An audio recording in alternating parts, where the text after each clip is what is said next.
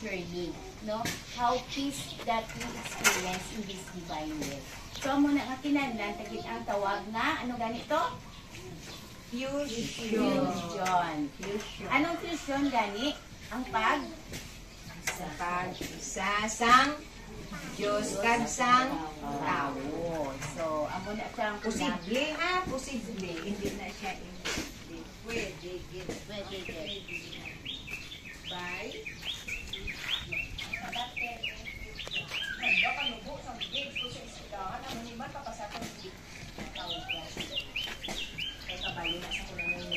Masiling ka sa dahil sa iyo, Jillian, pag tuon, ano hindi ka papasal nga nagnubo pa kay wala ka man ng tuon? Doon muna bala.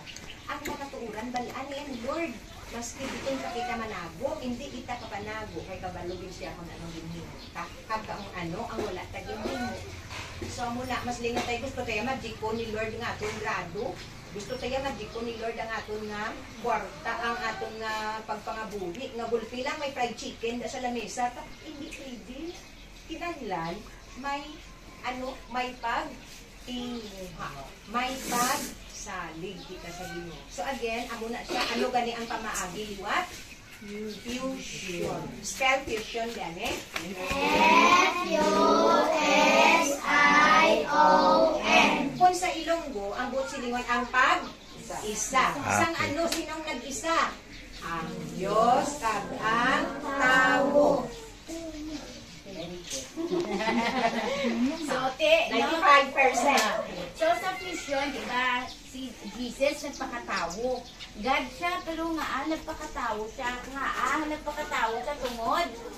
Kay langga yun, di ba? Nagpakatawo siya. And then, nagpakatawo siya, kagsubong aligin na tagaan niya tas ang ginatawag na fusion, opportunity naton na maging isa kita sa iya. Yung maging image and likeness kita niya. Maging paniyos bala kita siya, pero kinanlan, kung maging isa kita sa iya, pinsaron nato nga we are, nothing ta, we are really nothing. Di ba? We are made of dust. Ay, sino gali nagpakwan? Ganito siya, sis. Sino nagpabadlis? Mga Katoliko, yung may amo, sinamo nagpabadlis. Anong buot sila yung badlis? Salin kita nagalin ko na? Sa duta, sa yabok kita nagalin. Kaya anong lang yabok? Namin na yabok. Hindi, no. Pero, sa gugma sang Diyos, ang yabok ginangin, manami, nangin maayo, naging gwapo, pagwapa, kay naging tao. Tapos kuno, sa yabok kita nagalin, hindi kuno kita makadtungan. Sa yabok, mabalik man kita sa yabok. Ining mga material natin, mga bagay, mga palibugan, din natin aton mga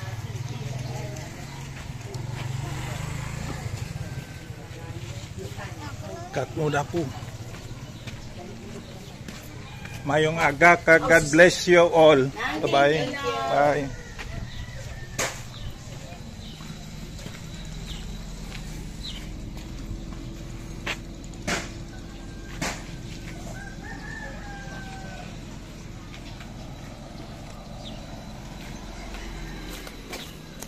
Okay, kid. Okay, kid. Let's go, Bel. Namin aga sila to katikisom.